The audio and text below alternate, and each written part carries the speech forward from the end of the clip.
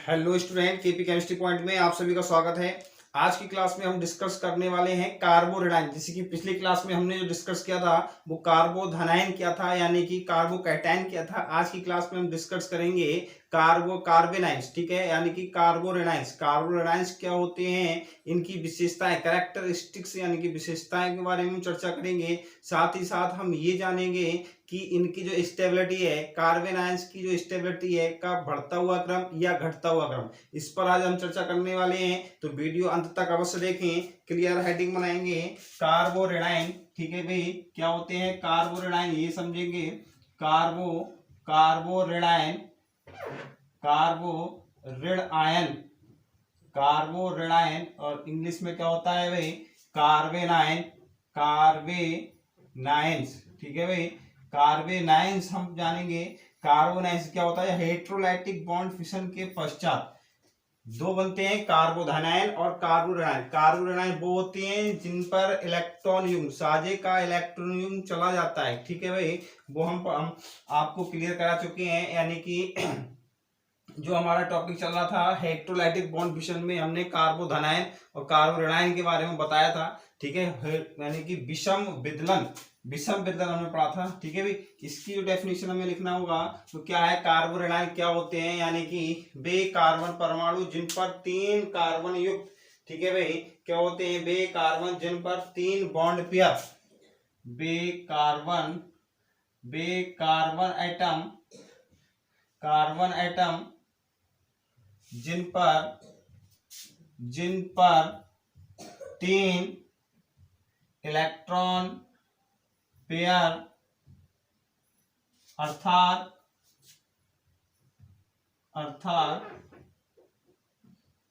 अर्थात अंतिम कोश में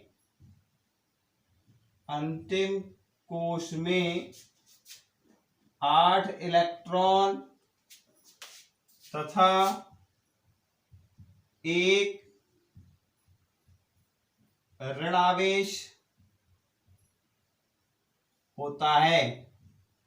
क्या होता है, एक ऋणावेश होता है। क्या कहलाते हैं, कार्बोरेडाइन कहलाते हैं। क्या कहलाते हैं बेटा, कार्बोरेडाइन। क्या कहलाते हैं, कार्बोरेडाइन कहलाते हैं। कार्बोरेडाइन यानी कि कार्बेनाइन्स, ठीक है भाई। कार्बोरेडाइन या कार्बेनाइन्स कहलाते हैं, ठीक है, कहलाते हैं, ठीक। जैसे देखिए भाई, क्या होता है, ये हमारे पास क्या है, कोई भी कंपाउंड है, इसमें जब हमने इसका क्या करा, हेट्रोलाइटिक बॉन्ड फिशन करेंगे। हम क्या करेंगे बेटा, हेट्रोलाइटिक बॉन्ड फिशन क्या करेंगे, विषम विदलन, हेट्रोलाइटिक बॉन्ड फिशन किया हमने। हेट्रोलाइटिक बॉन्ड फिशन जो हमने किया, तब क्या होता है, आपको पता है हमें क्या बनाना है, कार्बोरेडाइन बनाना है। तो यहाँ पे ये जो साझे का इलेक्ट्रॉन युग्म है वो इस कार्बन परमाणु पर चला जाएगा और क्या बनेगा, बताइए क्या बनेगा, कार्बन ऋणायन। कार्बन पर 1 माइनस आवेश आ जाएगा और जेड पर 1 प्लस आ जाएगा। यहाँ पर जो इलेक्ट्रोनेगेटिविटी है वो कार्बन की जेड से अधिक है, ठीक है भाई। कार्बन की इलेक्ट्रोनेगेटिविटी जेड से क्या है, अधिक है। इसीलिए हमारा कार्बन पर क्या आया, ऋण आवेश आया। ये हमारा जो बना, क्या बना, कार्बेनाइन बने बेटा। क्या बने, कार्बेनाइन्स, ठीक है। कार्बोरेडाइन्स बने। यहाँ पे एक पॉइंट हमें ये लिखना होगा, नोट करके आप ये लिखेंगे कि कार्बोरेडाइन्स हमेशा हेट्रोलाइटिक बॉन्ड फिशन के पश्चात बनते हैं।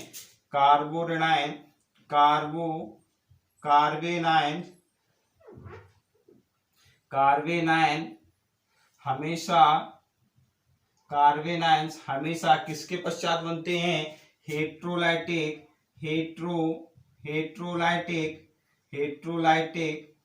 बॉन्ड फिशन के पश्चात बनते हैं। क्लियर, हेट्रोलाइटिक बॉन्ड फिशन के पश्चात बनते हैं।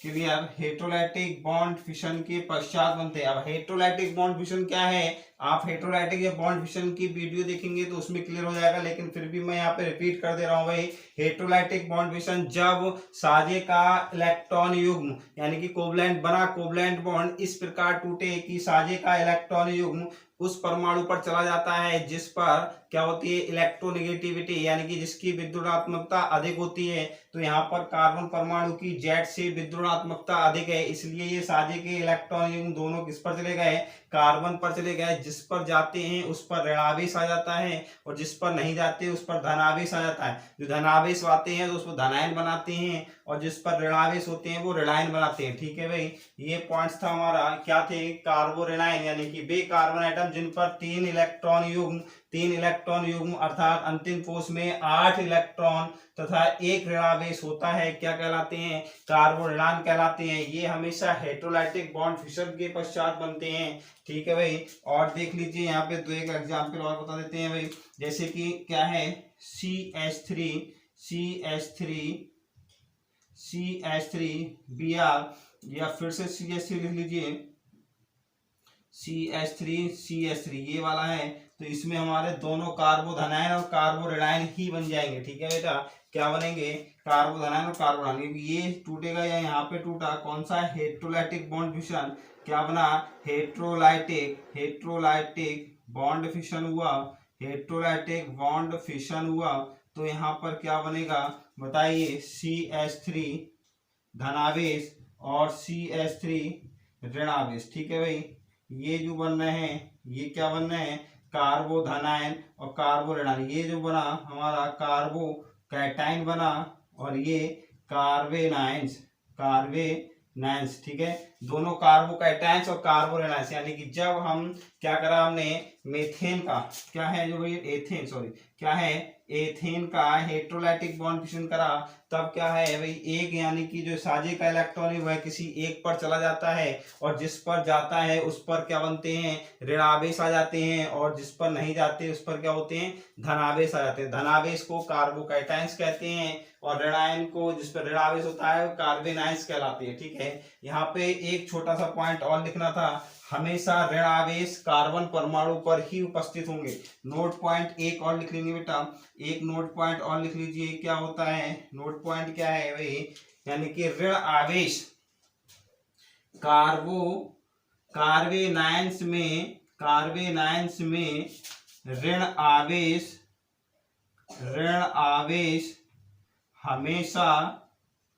हमेशा किस पे होंगे, कार्बन एटम पर होते हैं।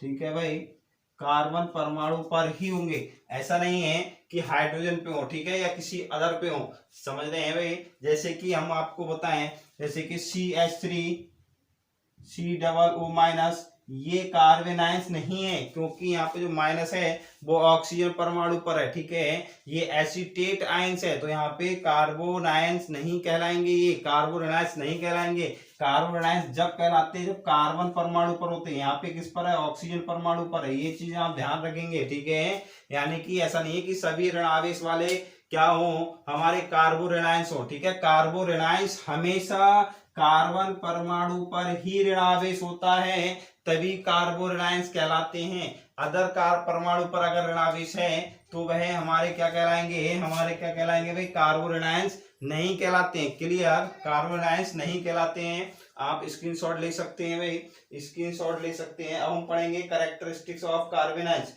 ठीक है, कैरेक्टरिस्टिक ऑफ कार्बेनाइंस,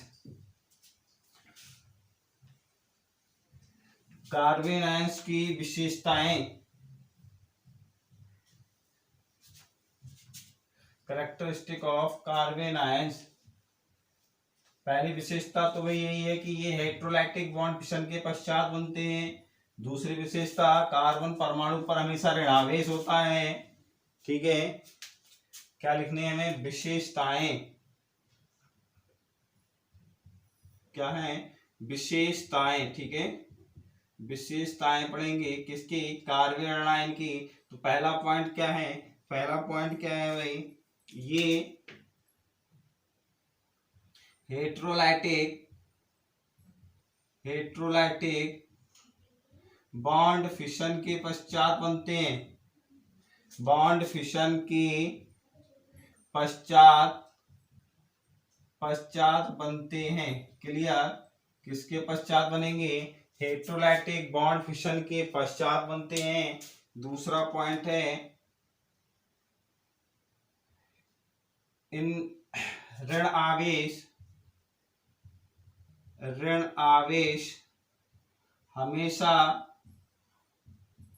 कार्बन पर होता है, कार्बन पर होता है। क्लियर? ये हेट्रोलाइटिक बॉन्ड फिशन के पश्चात बनते हैं। ऋण आवेश हमेशा कार्बन परमाणु पर होता है। ये अत्यधिक क्रियाशील होते हैं। नेक्स्ट पॉइंट है बेटा, तीसरा पॉइंट है ये अत्यधिक क्रियाशील, रिएक्टिविटी, ठीक है, क्रियाशील, ये अत्यधिक क्रियाशील होते हैं, अत्यधिक क्रियाशील होते हैं। तीसरा पॉइंट था ये क्या होते हैं? अत्यधिक क्रियाशील होते हैं। नेक्स्ट पॉइंट है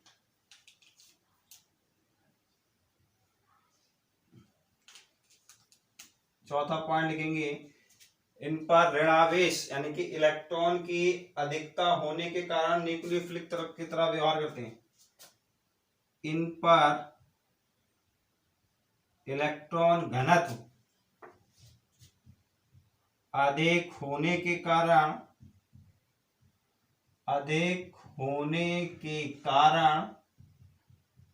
ये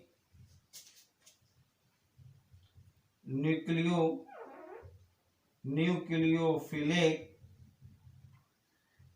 की तरह व्यवहार करते हैं। क्लियर? चौथा पॉइंट क्या है? इन पर इलेक्ट्रॉन घनत्व अधिक होने के कारण ये न्यूक्लियोफिलिक की तरह व्यवहार करते हैं। ठीक है भाई। पांचवा पॉइंट है एल्काइल ग्रुप बढ़ने के साथ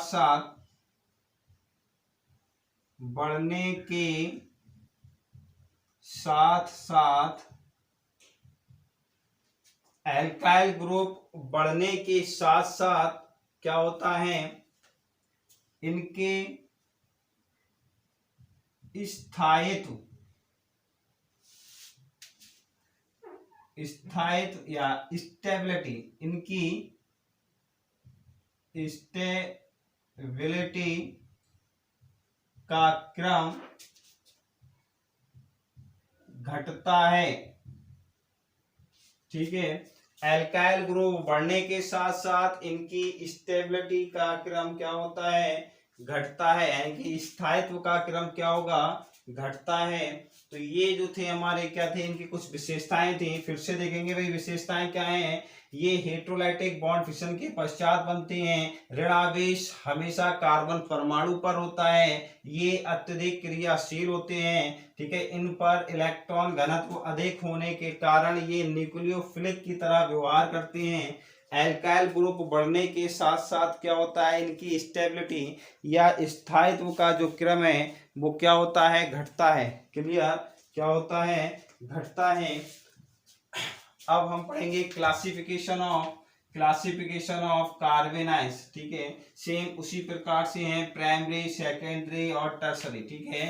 प्राइमरी क्या होता है? यानी कि जिस पर ऋण आवेश होता है उससे एक एल्काइल ग्रुप जुड़ा हो, प्राइमरी कहलाते हैं। सेकेंडरी 2 एल्काइल ग्रुप जुड़े होते हैं और टर्सरी में 3 एल्काइल ग्रुप जुड़े होते हैं। क्लियर?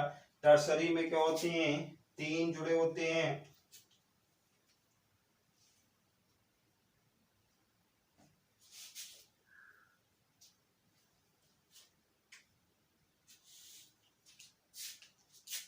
क्या पढ़ना में?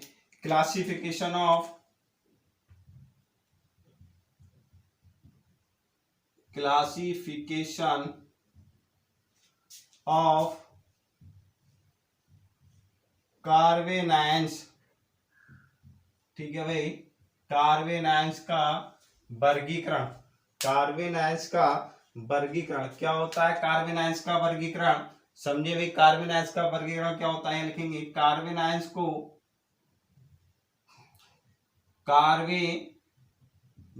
को निम्न 3 वर्गों में बांटा गया है। निम्न 3 वर्गों में बांटा गया है। नंबर 1 डिग्री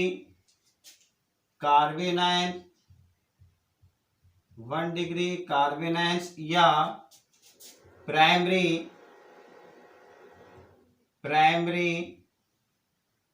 कार्बेनाइंस, ठीक। दूसरा क्या है? 2 डिग्री कार्बेनाइंस या सेकेंडरी कार्बेनाइंस। तीसरा है 3 डिग्री कार्बेनाइंस या टर्सरी कार्बेनाइंस, ठीक। 3 प्रकार से वर्गीकृत किया गया है। क्लासिफिकेशन ऑफ कार्बेनाइंस देखेंगे भाई। कार्बेनाइंस को निम्न 3 प्रकार से वर्गीकृत किया गया है। किस किस से? 1 डिग्री कार्बेनाइंस यानी कि प्राइमरी कार्बेनाइंस, और 2 डिग्री कार्बेनाइंस यानी कि सेकेंडरी, 3 डिग्री कार्बेनाइंस यानी कि टर्सरी। अब इनके होते क्या है भाई? डेफिनेशन सेम सिंपल सी है, यानी कि वे कार्बेनाइंस जिन पर ऋण आवेश होता है, जिन कार्बन परमाणु पर ऋण आवेश होता है, उनसे एक एल्काइल ग्रुप जुड़ा हो। ठीक है भाई, एक एल्काइल ग्रुप जुड़ा होता है, क्या कहलाते हैं? प्राइमरी कार्बेनाइंस कहलाते हैं। ठीक है भाई। सेकेंडरी क्या होते हैं? 2 एल्काइल ग्रुप जुड़े होते हैं। ऋण आवेश वाले कार्बन परमाणु से 2 एल्काइल ग्रुप जुड़े होते हैं, तब क्या कहलाते हैं? सेकेंडरी कहलाते हैं। और तीसरा जो होता है वो टर्सरी होता है, यानी कि ऋण आवेश कार्बन परमाणु से 3 क्या होते हैं? एल्काइल ग्रुप जुड़े होते हैं, क्या कहलाते हैं? टर्सरी कहलाते हैं। परिभाषा सेम ऐसे लिखेंगे भाई। वे कार्बेनाइंस जिन पर ऋण आवेश कार्बन परमाणु से एक एल्काइल ग्रुप उपस्थित होता है, क्या कहलाते हैं? प्राइमरी कार्बेनाइंस या 1 डिग्री कार्बेनाइंस कहलाते हैं। सेकंड पढ़ेंगे हम, वे कार्बेनाइंस जिन पर ऋण आवेश कार्बन परमाणु से 2 एल्काइल ग्रुप जुड़े होते हैं, क्या कहलाते हैं? सेकेंडरी कार्बेनाइंस या 2 डिग्री कार्बेनाइंस कहलाते हैं। तीसरा है 3 डिग्री कार्बेनाइंस यानी कि टर्सरी कार्बेनाइंस, यानी कि वे कार्बन परमाणु जिस पर ऋण आवेश होता है उससे 3 एल्काइल ग्रुप जुड़े होते हैं, क्या कहलाते हैं? टर्सरी कार्बेनाइंस कहलाते हैं। क्लियर? टर्सरी कार्बेनाइंस कहलाते हैं।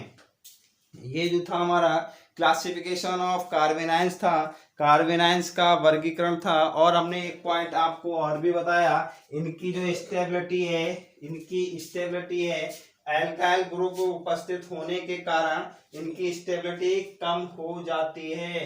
ये चीज आप ध्यान रखेंगे। तो सबसे ज्यादा स्टेबिलिटी इन तीनों में आपसे पूछा जाए कि सबसे ज्यादा या सबसे अधिक स्टेबिलिटी प्राइमरी, सेकेंडरी या टर्सरी किसकी होती है, तो सबसे अधिक जो स्टेबिलिटी होती है वो प्राइमरी की होगी, क्योंकि प्राइमरी पर एक ही एल्काइल ग्रुप होता है, सेकेंडरी पर 2 एल्काइल ग्रुप होते हैं, टर्सरी पर 3 एल्काइल ग्रुप होते हैं। जबकि मैं अभी आपको पीछे पॉइंट मैंने ये लिखाया है कि जिन कार्बेनाइंस पर एल्काइल ग्रुप की संख्या अधिक होगी वह उतने ही कम स्थायित्व होंगे या उनकी स्टेबिलिटी उतनी ही कम होगी। अगर आपसे इन तीनों में पूछा जाए कि सबसे अधिक स्टेबिलिटी किस कार्बेनाइंस की होती है, तो वो किसकी होगी? सबसे अधिक प्राइमरी कार्बेनाइंस की होगी, और उससे कम सेकेंडरी की, और सबसे कम किसकी होगी? टर्सरी की होगी। क्लियर? अब हम पढ़ने वाले हैं ऋण यानी कि स्टेबिलिटी ऑफ कार्बेनाइंस। ठीक है बेटा, स्टेबिलिटी ऑफ कार्बन आयंस, स्थायित्व का घटता या बढ़ता क्रम। ठीक है भाई, हेडिंग बनाएंगे stability of carbon ions, stability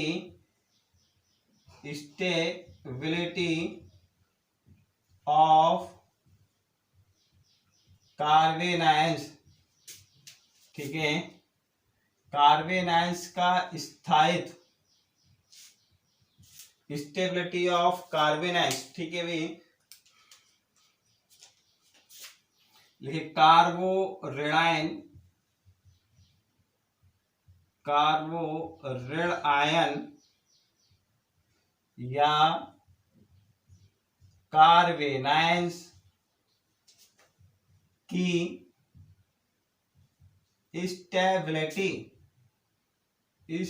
stability स्थायित्व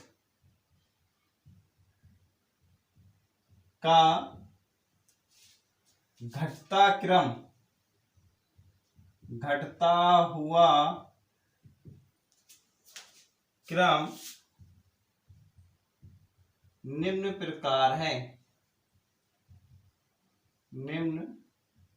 प्रकार है। ठीक है भाई, स्टेबिलिटी कार्बन आयंस की क्या है, यानी कि कार्बो एनायंस की स्टेबिलिटी, स्थायित्व का घटता हुआ क्रम निम्न प्रकार है। सबसे अधिक जो स्टेबिलिटी होगी वो हमारी क्या होगी, बेंजील ग्रुप की होगी। सबसे अधिक स्टेबिलिटी बेंजील ग्रुप की है। ठीक है बेटा, सबसे अधिक स्टेबिलिटी किसकी है, बेंजील ग्रुप की है। इससे कम किसकी होगी, एलाइल ग्रुप की होती है। फिर किसकी होगी,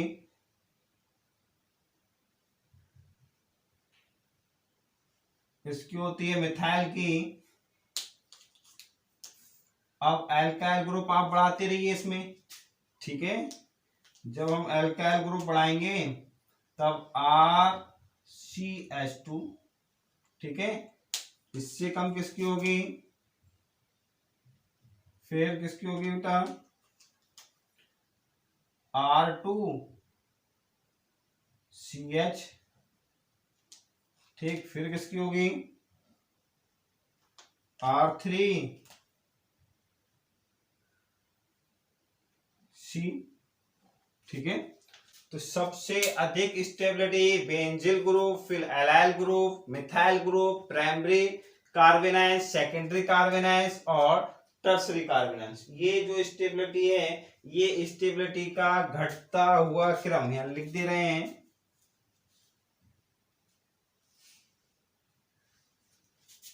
स्टेबिलिटी का घटता हुआ क्रम। फिर से देखें, सबसे अधिक स्टेबिलिटी कार्बन आयंस की किसकी होती है, बेंजील ग्रुप की होती है। इसके बाद किसकी होती है, एल्काइल ग्रुप की होती है। फिर मिथाइल, फिर प्राइमरी, सेकेंडरी, टर्सरी। सबसे कम स्टेबिलिटी किसकी होगी, टर्सरी कार्बन आयंस की होती है। जैसे कि अभी आपने पीछे कार्बोकैटायंस और फ्री रेडिकल पढ़े थे। फ्री रेडिकल और कार्बोकैटायंस का जो ऑर्डर था स्टेबिलिटी का, वो बिल्कुल समान था, लेकिन यहाँ पे इसमें यहाँ से चेंज हो गया है। ठीक है भाई, जो हमारे ऋण आवेश हैं यानी कि ऋण आयन है, वो यहाँ पे सबसे कम टर्सरी की होती है, टर्सरी की। जबकि फ्री रेडिकल्स और कार्बोकैटायंस में दोनों के समान ऑर्डर थे, इसमें थोड़ा डिफरेंट है, ये आपको पहचानना है भाई। और बेंजील ग्रुप और एलाइल ग्रुप तो तीनों में ही कॉमन है। इन दोनों की स्टेबिलिटी तीनों में ही एक पोजीशन पर ही रखी गई है। सबसे पहले बेंजील ग्रुप, एलाइल ग्रुप, लेकिन यहाँ पे कार्बोरेनाइन में फ्री रेडिकल और कार्बोधनायन में दोनों में क्या हो गया, यहाँ पे थोड़ा ऑर्डर चेंज हो गया है, वो आप देख लेना। क्योंकि यहाँ पे टर्सरी से स्टार्ट था, टर्सरी, सेकेंडरी और मिथाइल, प्राइमरी और मिथाइल, जबकि यहाँ से ठीक उल्टा हो गया है। जैसे कि मैंने पॉइंट लिखवाया था कि जिन पर एल्काइल ग्रुप बढ़ते हैं उनकी स्टेबिलिटी क्या होती है, ऑटोमेटिक कम होने लगती है। ठीक है भाई, तो आज की क्लास में बस इतना ही। बाकी कल मिलते हैं शाम 8:30 बजे। यदि वीडियो पसंद आई हो तो लाइक करें, शेयर करें और चैनल सब्सक्राइब करें। कमेंट बॉक्स में कमेंट अवश्य लिख के बताएं कि क्लास कैसी लगी। कल मिलते हैं शाम 8:30 बजे। भाई खुश रहिए, मस्त रहिए, पढ़ते रहिए। Thank you very much.